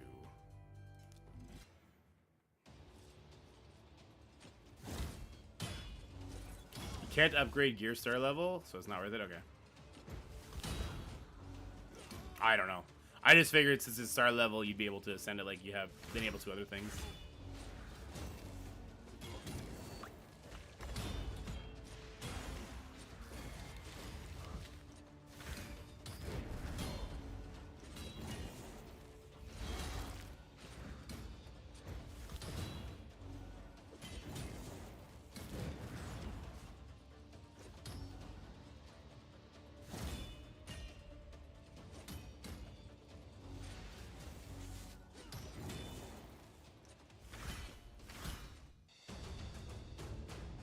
Actually, you know what? I can probably ascend this guy too. Easily enough. Some red? Alright, let's go get some red.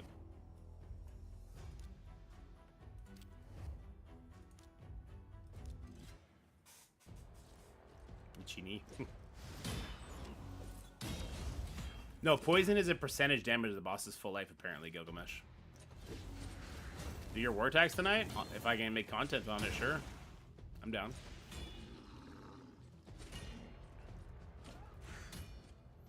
Oops, I do not have the right characters on. Rip.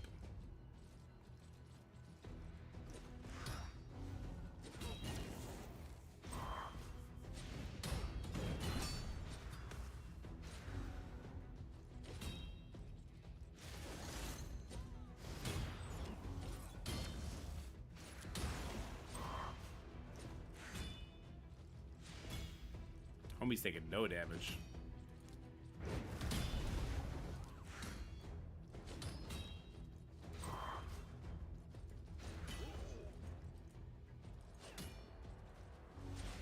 Going against 14 level 100 counts will be super fun.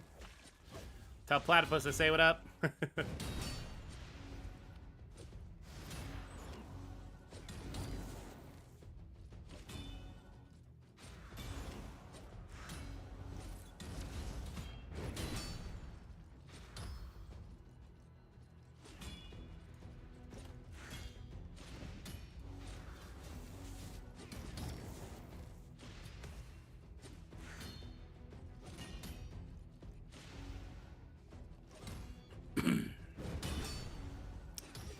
Damages the target champion by 5% or 5% of their max HP at the beginning of their turn.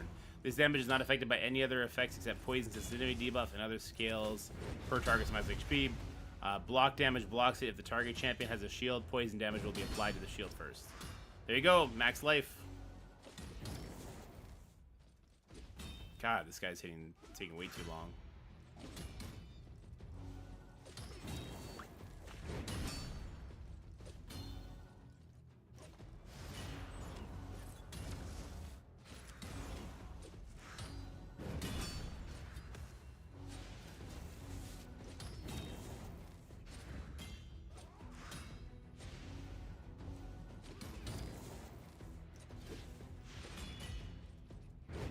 Fight's taking forever. In India, the food habits of people are totally different. We eat various kinds of variety meats. I'm not acquired food habits of USA, Britain, Oz. I like sushi, meatball burger, hot dog. Also available. I went from Australia 1 year ago and stayed with my brother. Favorite food?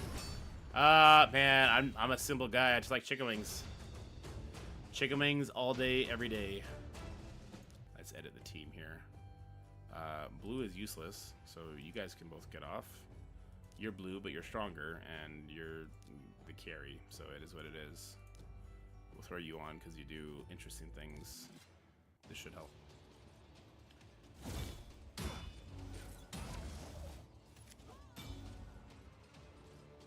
This should help.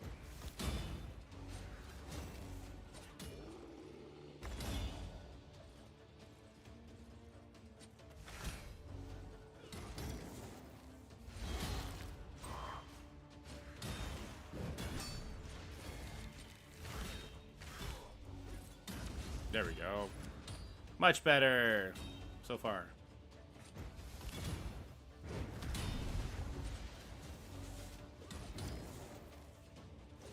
In a perfect world, he'll get his poison off. We'll get to see what kind of damage it does. No, I guess not.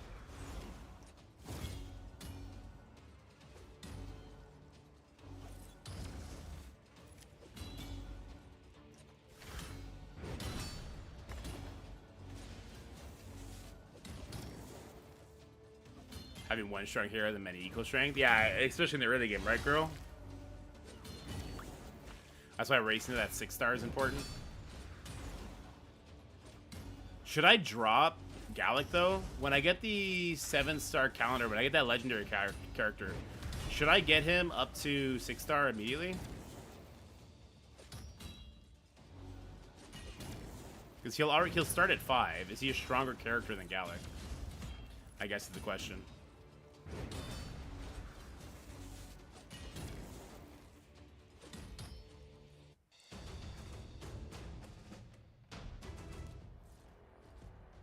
He's not a good farmer? Okay.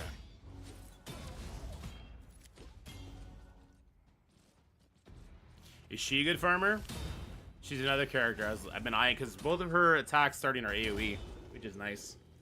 So she rips through the first 2 waves like instantly, right?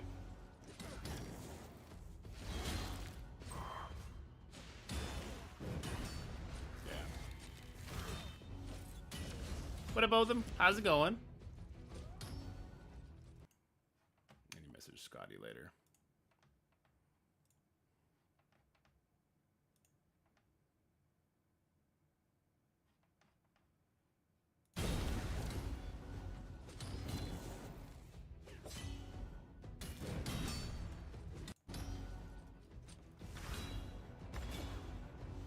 The QR code on the top, or if you put an !raid in the Twitch chat, a link will pop up. If you download using that link, you get a bunch of good stuff.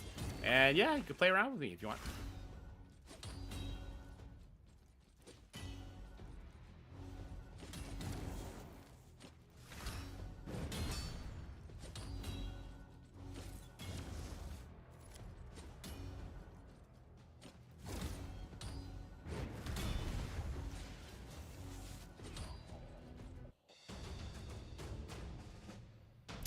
He's getting there. He's getting there. He's gonna be 20 soon.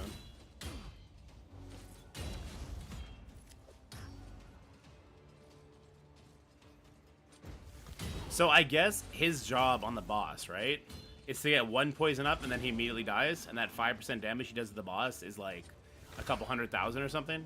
Is that what's gonna happen?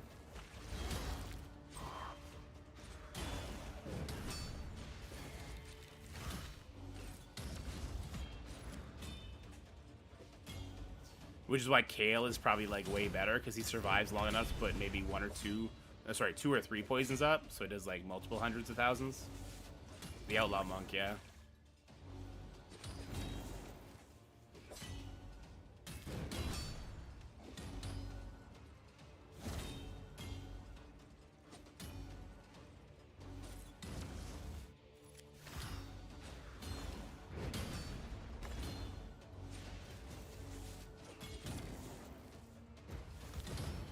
What up, Rohan? How's it going?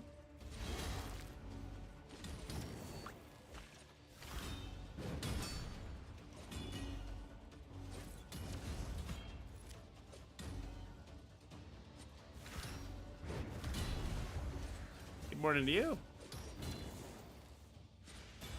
If you build him to 40 with Lifesteal Gear, he can thrive. I don't know if I want to build him to 4-star. My God.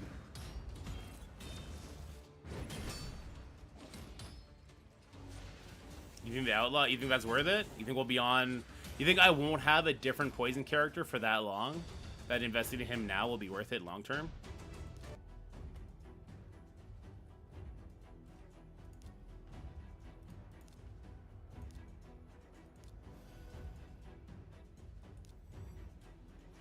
I'm in Canada.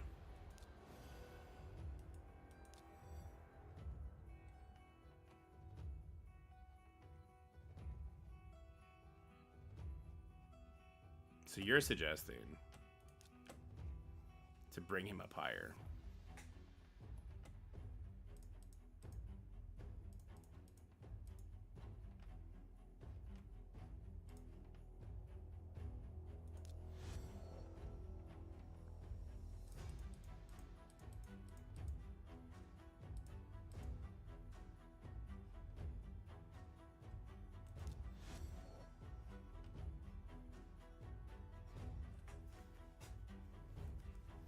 If you turn him into a 5-star chicken, I guess that's a fair way to look at it.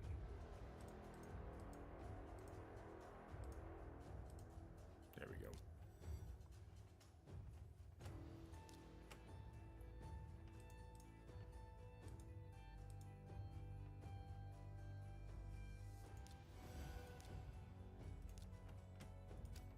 Need one more of those.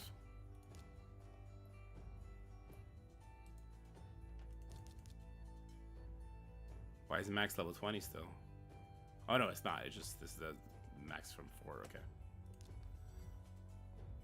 There. He's back to level 20, so we didn't waste our time at least. Okay, well let's send him one more time. And then let's go in there.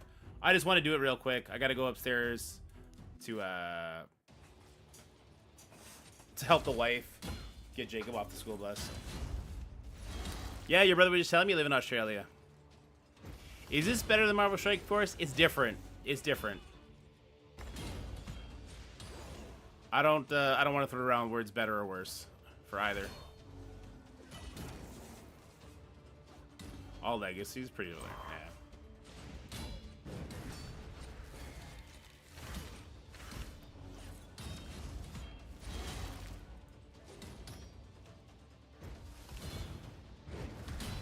yeah. Oof, super squish.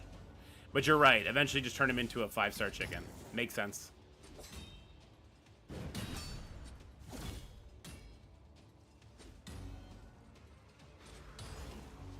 I am not spending right now.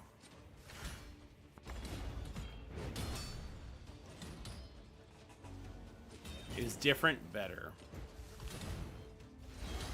No, not necessarily.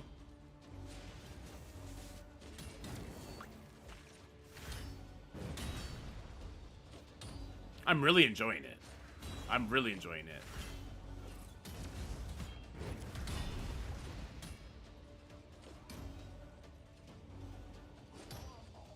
Give me one so I can just go. Thank you. So let's go tavern. Not you. Let's ascend him one more time. And then let's get in there. I want to see what happens. +2 tournament points. I don't know what the tournament is. I should probably level up his gear, right? This is going to be very impactful. Only have 60k though.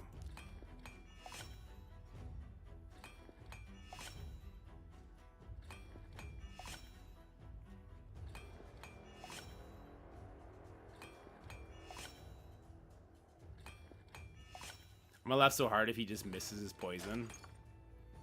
I mean, I'm not gonna laugh. I'm gonna cry a little bit, but... Oh, come on. I don't have that much gold. You can't be failing.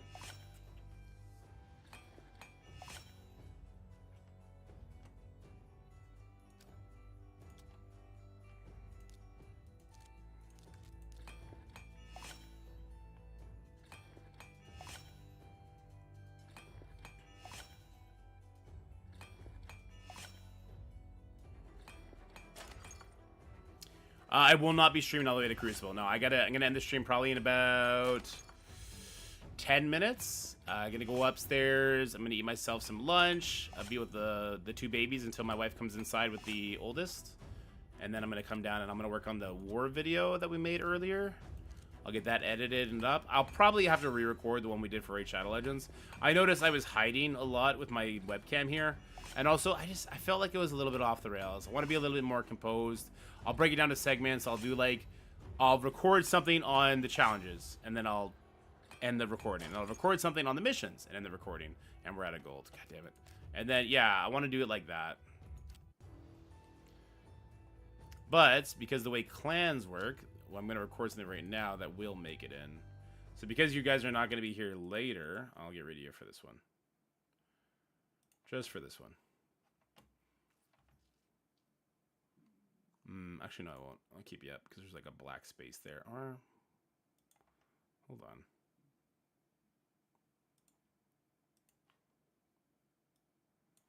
I'm going to have to extend this later anyway.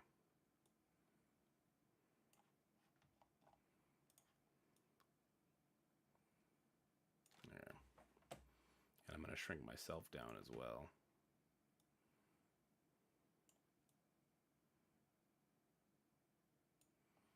There we go.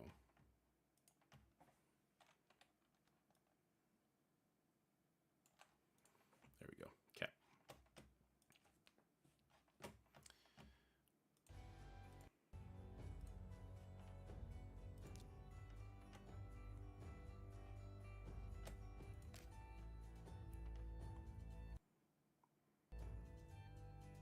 Yeah, Crucible was super fun.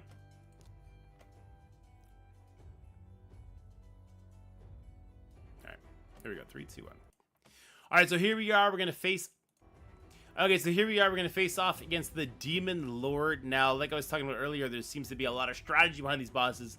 Not just are you a big character, go go go. So what Twitch chat was telling me is that it's very important in the early game because you can't muscle things out. You don't have the proper characters for the proper strategy early, but you want to get in these big rewards. That if you can bring someone in that has poison, it's very very helpful because it does max health of the enemy. So I did unlock this monk very luckily. He does have poison, which is great. The alternative is a different starter. So instead of having Gallic, who I have, she's also a starter, but I chose Gallic. If you chose Kale, he'll be much tankier.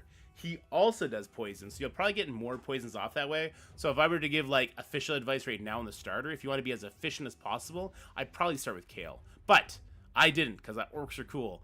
So I got the old monk here, and we're going to see if he can't land, sorry, Outland monk. We're going to see if he can't land his poison to this boss and see how much damage it does. My, like, average is 200k. I did a 300k earlier, but I just want to see, I'll slow it down. I want to see the damage it does. I think it's on his second attack he does the poison. He's got to survive one turn. Oh, no, he doesn't. It doesn't look like it did much damage. It's only 60,000.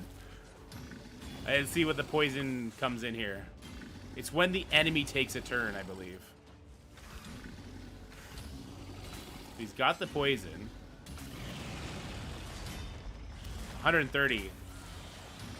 My other characters seemingly did a lot more than that. I don't know if that was good percentile damage. I don't know if it was a lot of it resisted or thrown into a shield or something, but we'll get back to the drawing board. That didn't seem that good.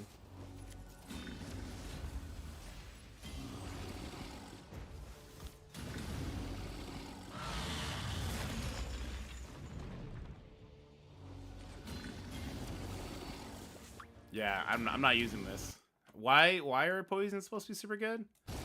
It's supposed to be max percentage life, but that did not. That did like 30,000 damage.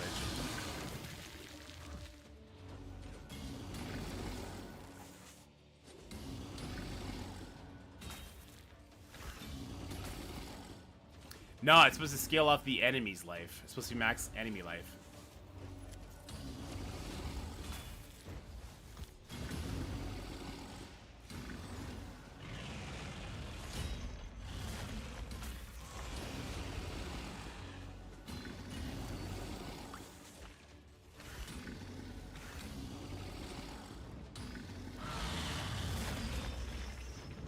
Oh no.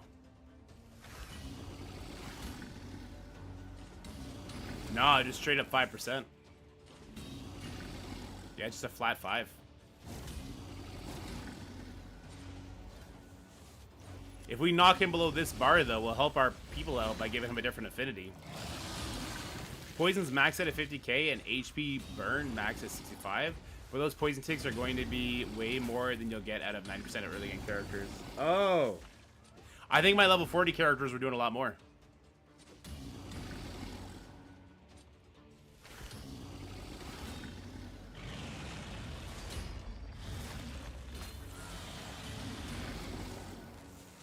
I hope I knock him below 50 for my friends. Still above your top damage? Earlier we did about 377, I think. But these guys are living a lot longer than they have for some reason. I think we did it. Oh no.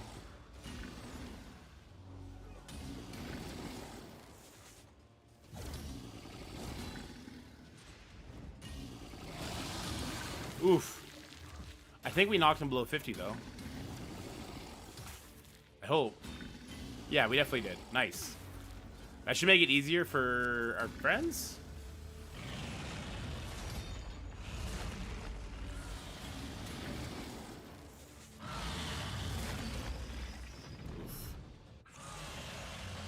Technically a new high record. Technically.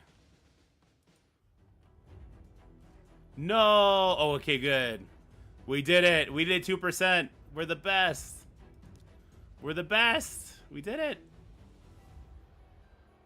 Poor guy's belly, because he's a jerk. Alright, I'm going to put it on autoplay. Oh, we did a quest. I sent a champion one time. Oh, this is for the weekly. Oh, a new weekly, right. Claim the reward for daily. Okay, so upgrade champion to rank 4. Upgrade 1 artifact to level 12. Summon 25 champions. Beat a dungeon boss 15 times. Okay, all that's going to happen just over the course of the 5 days easily. 1 gem. Clan. Members. How do I claim this chest? Outlaw did 80k damage there. Your Gallic did 100. Outlaw only took 2 turns. Oh, really? Oh, we got a bunch of people applying. Rorik's help! We're too popular.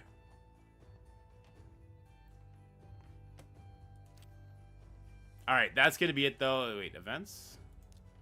Summon Rush. Oh, because we summoned a bunch? 50 gems? Cool, I'll take that. Sure.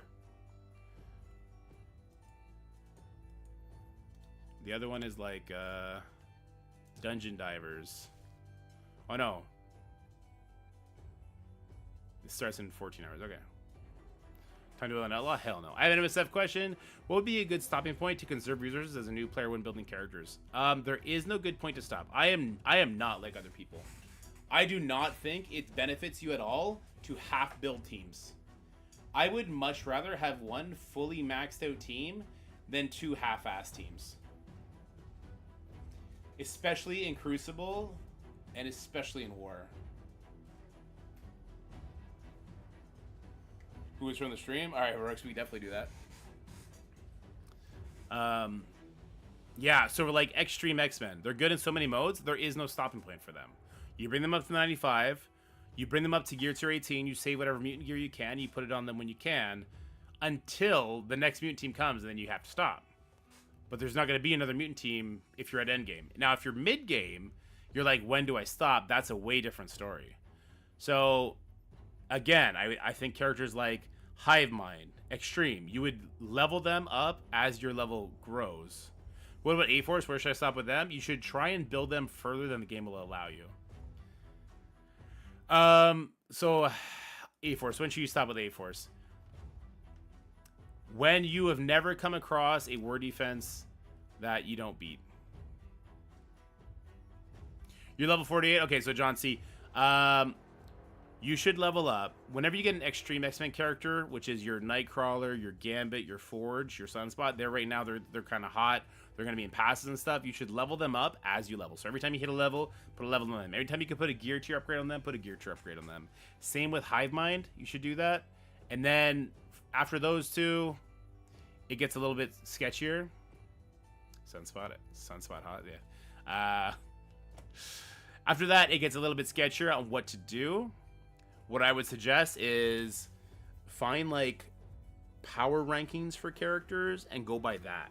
So like you unlock Robbie Reyes, he's the number 3 character in the game. Treat him like you're treating your Extreme team, where every single time you hit a level, you give Robbie Reyes a level. Anytime you can upgrade his gear, you upgrade his gear. That'd be the same with a character like Quicksilver, and it would be a pattern like that. Because there's so many options in the game with 200 characters in the game now that it's not as easy as stop here and then start on something else. Yeah, Forge. I think Forge is coming in a pass. Did I read that somewhere? And Sunspot, he hasn't had. Well, no, he did already have his event. He'll be put in a pass probably 2 weeks from now or something like that. You should be able to get him unlocked. Is my understanding anyway. Actually, was Sunspot 100 shard unlocked? I'm not sure. But if you don't have them, then you don't invest in them yet. That's it. No worries. I hope it's helpful. I know it's not exactly the cut and dry answer that I would want if I was asking that question. All right, I'm ending the stream. We're gonna go raid out. We got run 7 streaming right now. Let's go ahead and raid run 7. Good old Runny Boy. I love me some run 7. I hope you guys enjoy the rest of your day. I'll be back tonight to do Crucible, probably to record some more videos, maybe do some Pal World with Cross and all that. Should be a good time. If you are free, come and hang out. It's free to hang out. Take care, guys. Everyone have a good day. Bye for now. YouTube. Gotta say goodbye to you too, unfortunately. Have yourselves a great day. Thank you so much for coming and stopping by. Look forward to more great Marvel Strike Force and Raid Shadow Legends content coming very soon. If you support the streams, make sure you like, share, and subscribe. And maybe you want to go ahead over and subscribe to that Raid Shadow Legends channel as well. That'd be really appreciated. Take care. Have yourselves a wonderful day. Bye-bye.